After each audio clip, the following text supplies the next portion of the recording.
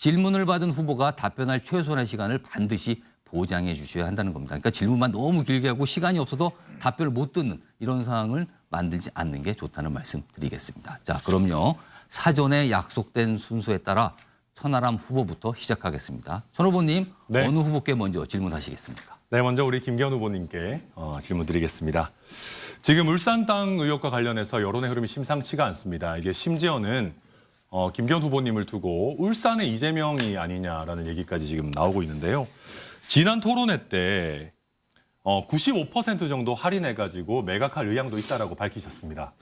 근데 정확하게 얼마에서 95%를 할인해 주시겠다라는 겁니까? 차라리 그렇다면 명확하게 후보님께서 95%를 할인해서 받기를 원하시는 매도 호가가 얼마인지를 지금 이 자리에서 좀 말씀해 주실 수 있으시겠습니까? 지난번에 그 1,800배가 올랐다고 터무니없는 그야말로 날조된 주장을 하셔서 너무 터무니없으니 1,800배 올랐다고 하면 그럼 95% 할인해 드릴 테니까 가져가세요 말씀드린 것이죠. 그거 아니 지금이라도 1,800배 올랐는데 그거 계산해가지고 95% 할인해 드릴 테니까 우리 천하람 후보를 가져가시는데 제가 바로 드릴 수 있습니다. 제 말씀은 그런 하나만한 말씀보다도 정확하게 지금 받기를 원하시는 매도 호가가 얼마입니까? 지금 후보님께서 얘기하시는 적정한 이 지금 땅의 가격이 얼마라고 보시는 겁니까? 제가 주변에 물어봤는데 이게 거래가 잘 안 된답니다. 왜냐하면 이 수원 상수원 보호구역에 들어가 있고 여러 가지 뭐 입지의 제한들이 많이 있습니다. 그 밑에는 댐이 대암댐이 식수로 쓰이는 네, 댐이거든요. 다 알겠고요. 그래서 잠시만요. 제 거래 자체가 안 된다 그러는데 물어봤더니 그렇다면은 지금 공시지가를 기준으로 해도 꽤 많이 오른 것 같은데 지금 공시지가 기준으로 95% 할인해서 매각하실 의향도 있으십니까? 그건 말이 안 되는 거죠. 아니, 그렇다면은 제가 이걸 왜 여쭤보냐면요. 저는 김기현 후보께서 정확한 매도 호가를 주시면은 제가 저희 천하용인 팀에서 SPC를 하나 만들어가지고 우리 당원들 펀드 만들어가지고 이걸 매수해볼까 하는 생각도 하고 있습니다. 매우 좋은 생각입니다. 그러니까 1,800이 올랐다고 계산하셨으니 그러면 95% 할인해드리고 5% 받을 테니까 가져가시라고요. 제 말은 그럼 네, 좋습니다. 아니, 네, 95% 할인해 주시는 거 싶습니다. 좋은데 잠시만요. 95% 할인해 주시는 거 좋은데 모수가 얼마입니까?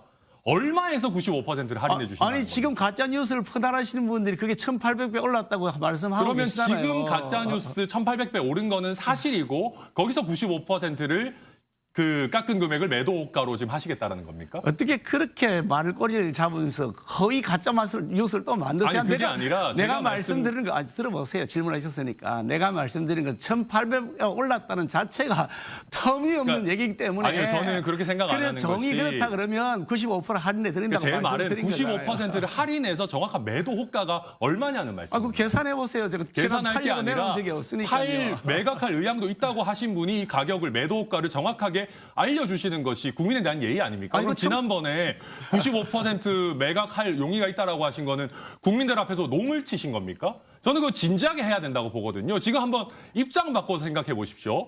지금 화천대유가 3억 1,000을 투자해가지고 한 2,000배 정도 수익이 났다라고 하고 있습니다.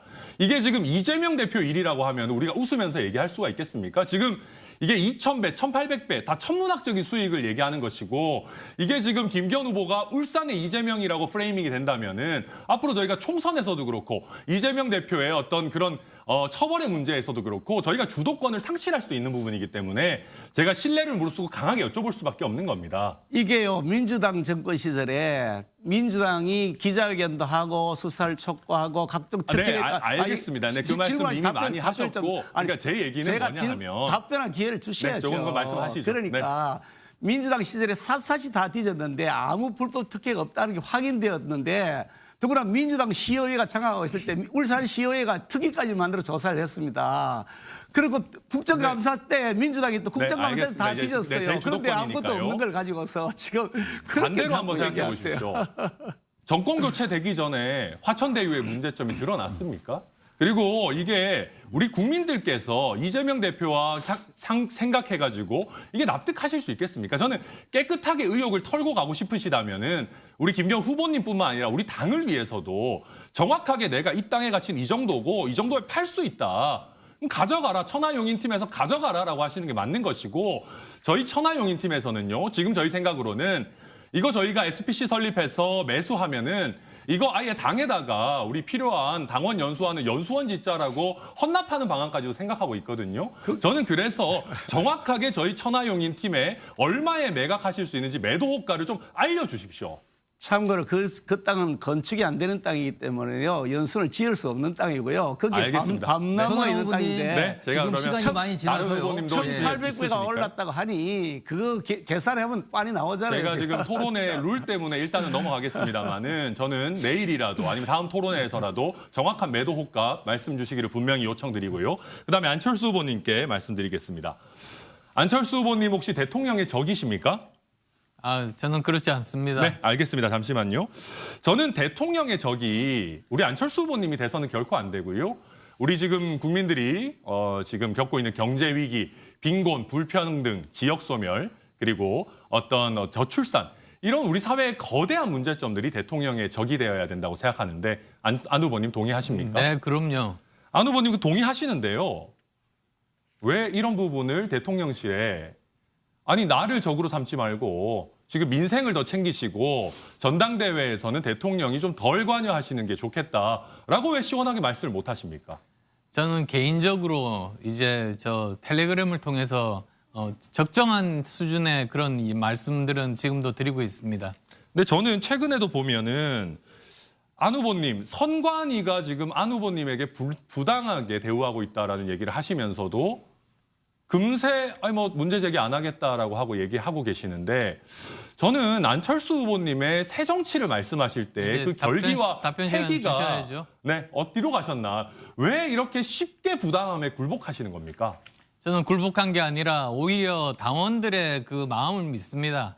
지금 현재 기울어져 있는 건 사실입니다. 그렇지만 또 당의 공식적인 기구지 않습니까? 기구에서 결정을 내렸으면 저는 선수로서 따라야지만 되지만 그 판단은 모두 다 우리 당원이 정확하게 하실 겁니다. 자, 지금 보셨지만요. 7분 시간이 금방 지나갑니다. 그러니까 다른 후보님들 전 수도권 토론 기회 가지실 때요.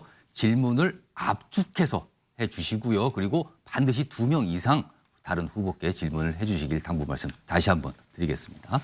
자, 다음은 김기현 후보 순서입니다. 김 후보님, 후보 한 분을 선택해 질문을 하시죠. 예, 우리 안철수 후보님께 질문을 하려는데요.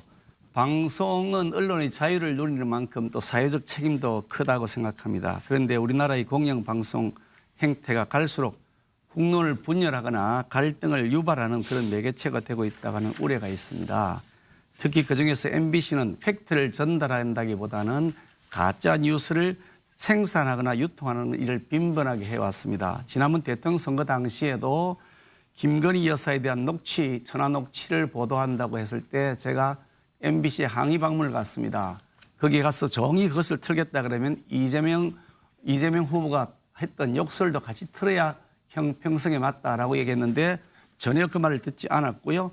또 작년 9월 달에는 미국 순방 중에 국익 외교를 하는 대통령의 발언을 왜곡해서 보도하면서 거기다가 가짜 자막까지 붙였고요. 또 그리고 그래서 이 MBC가 정말 엉터리 방송이다. 제가 그렇게 강력하게 또 공개 발언을 했더니 작년 11월 달에는 제가 MBC 뉴스 프로그램 뉴스 외전에 출연하기로 되어 있는 걸 일방적으로 취소까지 당했습니다. 저는 이와 같은 그 공영방송의 중립성, 공정성을 스스로 포기해버린 MBC는 정상화가 반드시 필요하고 자기의 철밥통을 지키기 위해서 일부 경영진들이 국민의 눈과 귀를 왜곡시켜오고 가려왔던 이런 흑역사를 이제는 끝내야 된다고 생각합니다. 그런데 우리 안철수 후보께서는 지난번에 언론 노조의 불법 파업을 지지하고 동조하는 친 언론 노조 행보를 보이셨거든요.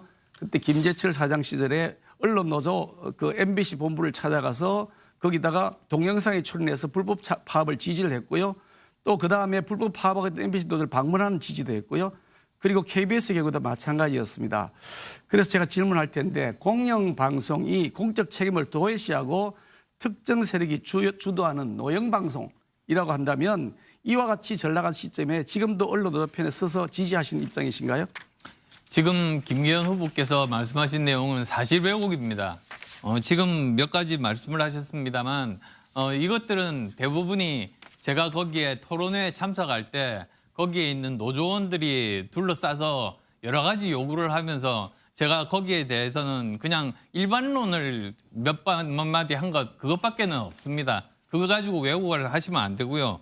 저는 오히려 더 심각하게 생각하는 것은 지금 현재입니다. 지금 현재 민주당에서 공영방송을 됐습니다. 사유화하려고 하고 답변할 있습니다. 시간 충분히 드렸으니까 네, 제가 질문한 그것을 막아야 된다는 잠깐 그 제가 드린 말씀드리겠습니다. 것은 지금 민주당 입장을 막아야 된다 여부를 물어본 것이 아니고요. 노영방송으로 전락한 언론 노조의 편에 지금 서 계신지 아닌지를 물어봅니다. 아, 절대 그렇지 않습니다. 네, 감사합니다. 그렇게 답변해 주시길 바란 것입니다. 설명하시면 되는 것이고요. 또 하나 질문할 텐데요. 그 2014년에 그 지방선거가 있었는데 그 당시에 우리 안철수 후보께서는 여론조사에서 3등했던 윤장현 후보를 전략공천에서 공천을 했습니다. 기억하시죠? 그리고 그 선거에서 이 공천 파동이 생기면서 일부 강훈태, 이용섭 이런 후보들이 탈당을 했고요. 그러면서 좋았던 선거 국면에서 사실은 8곳에서 그 새정치민주연합이 패했습니다. 그리고 2018년인데요. 2018년은 바른미래당 시절인데 그때 서울의 노원 송파의 보궐선거에서 우리 안철수 후보께서는 자신의 측근을 공천하겠다고 하면서 거기에서 갈등이 생겼습니다. 당내에서 갈등이 생겨서 그러다가 그 선거에서 공천 갈등 여파 때문에 바른미래당이 후보가 99%가 낙선한 적도 있었습니다. 그런데 이번에 하시는 걸 보면 이렇게 과거에 했던 걸 보면 측근 공천, 밀실 공천, 낙하산 공천을 계속 했던 것으로 보여지는데 이번에도 당대표가 되시면 그래 안 한다는 보장이 없다 이렇게 생각하는데 그 부분에 대해서 왜 그때 그렇게 밀실 공천을 하셨습니까? 저는 2012년 정치를 시작하면서 아무런 자산 없이 시작했습니다. 그리고 또 여러 가지 저도 실패도 겪었고 또 정말 그 3기 이래 최대 정당을 거두는 그런 성공도 했습니다. 그렇지만 이런 모든 그런 그 경험을 바탕으로 해서 저는 반드시 민주당을 이기고 싶습니다. 예, 지금 민주당을 제일 잘 알고 민주당을 꺾을 그 의지가 제일 충만한 사람이라고 말씀드립니다. 예, 제가 드린 질문에 대한 답변을 회피하시는데 그 당시에 명확하게 측근 공천, 밀실 공천, 낙하산 공천했습니다. 그 당시 룰에 여론조사 50%, 배심원 50% 이렇게 돼 있는 룰을 배제하고 여론조사 3등을 한 윤장현 후보를 측근이라 해서 전략 공천을 했고요. 이런 사례가 과거에 있었을 뿐 아니라 그것이 2014년에 기동민 후보의 경우에도 마찬가지 상황이 있었습니다. 동작을이죠. 2018년에도 마찬가지 상황이 있었는데 이렇게 과거에 늘 밀실 공천해놓고 그것이 정당한 것인지에 대한 질문에 대한 답변 안 하시면서 저 답변 드리겠습니다. 아니, 그 답변을 자꾸 회피하시지 않습니까? 네, 답변 드리겠습니다. 자, 전 김경준 나름대로 의원님. 여러 가지 성공도 하고 실패를 했었다는 그 말에 함축돼 있습니다. 알겠습니다. 제가 잘못했던 그런 부분들에 대해서는 반성을 했기 때문에 제대로 된 이런 그 공천안에 대해서 개혁안에 대해서 지난주 일요일 그리고 또 어제 계속 말씀드렸지 않습니까? 그렇게 이제 말로만 그렇게 하시고 행동은 전혀 다르게 하시니까 제가 내로남불이 된다고 말씀드리는 다른 것이고요. 후보께 제가 질문하시죠. 천하람 후보께 질문하겠습니다. 북한이 ICBM을 발사하고 하면서 거의 이 성공 단계에 들었다 이런 평가들도 있고 한데 굉장히 국가 안보 상황이 위중해집니다. 그런데 그 어떤 후보는 요즘 세상에 간첩이 어딨냐 이렇게 하면서 이게 여당 대표가 되기에 자질이 문제가 있다라는 안보 의식의 결여 문제가 논란이 되고 있습니다. 이 점에 대해서 과연 우리 천하람 후보는 우리나라에 간첩이 없다고 생각하는 것인지 아니면 그런 간첩이 없다고 생각하시는 우리 당 대표가 되는 것이 적합한 것인지 의견을 여쭤봅니다. 저는 최근에 여러 수사나 어떤 국정원의 활동들을 봤을 때 여전히 간첩이 있고 활동하고 있다라고 생각합니다. 다만 저는 이런 식의 질문은 좀 우리 당대표 토론에 적절하지 않은 것 같습니다. 제 입을 빌려가지고 안철수 후보님을 공격하고 싶으신 모양이신데 굳이 이렇게까지 해야 되겠습니까? 답변 시간 제가 드렸습니다. 직접 말씀하시는 게 맞는 것 같고. 제가 질문한 천하람 후보도 우리 제가 동료, 잠깐만요. 제가 우리 동료 또 후보니까요. 천하람 후보의 경우에도 여러 가지 그런 그 안보의식 논란들이 있었기 때문에 제가 질문하는 것입니다. 이상입니다. 자, 역시 7분 시간 금방 지나고요. 후보들 간에 굉장히 치열한 질문과 답변 오갔습니다. 자, 두 분 주도권 토론 해봤고요. 이어서 안철수 후보의 주도권 토론 순서인데요. 안 후보님 질문하시죠. 김기현 후보님께서 건망증이 좀 있으신 것 같아요. 간첩에 대해서는 간첩이 없다는 말은 제가 한 적이 없고 가짜뉴스라고 이미 지난번 첫 번째 토론회에서 충분히 설명을 했는데도 그걸 또 잊어버리시고 그걸 질문지에 넣으셨네요. 그럼 어쨌든 제가 어제 발표했던 공천 혁신 방안에 대해서 저는 여쭙고 싶습니다. 왜냐하면 우리가 지금 토론하는 이유가 뭡니까? 내년 총선에서 승리하고자 하는 거 아니겠습니까? 그러면 구체적인 그런 공천안이 있어야 됩니다. 근데 정말 공천 파동이 없는 게 중요하다는 생각을 저는 여러 번 걸쳐서 이렇게 옛날 일을 보면서 이제 결심을 했습니다. 그래서 내려꽂기식으로 낙하산 공천을 하면은 반드시 공천 파동이 있으니까 이게 없어져야 된다. 그래서 저는 근데 김기현 후보님 이렇게 여러 가지 살펴보니까 말로는 상향식 공천을 한다고 하시면서도 구체적인 방안을 들어본 제가 기억이 없습니다. 한번 설명해 주시겠습니까? 우리 당헌 당규에 명확하게 상향식 공천 제도가 잘 정리되어 있습니다. 그리고 필요한 경우 배심원단도 운영하도록 되어 있는 제도 다 있고요. 문제는 제도의 문제가 아니라 운영하는 사람의 문제입니다. 지금까지 우리 당은 수없이 많은 여러 가지 그 공천 제도를 고쳐오면서 새로운 리모델링을 해왔습니다만은 제도의 문제가 아니라 결국은 운영하는 사람의 문제였는데요. 지금 제도만 잘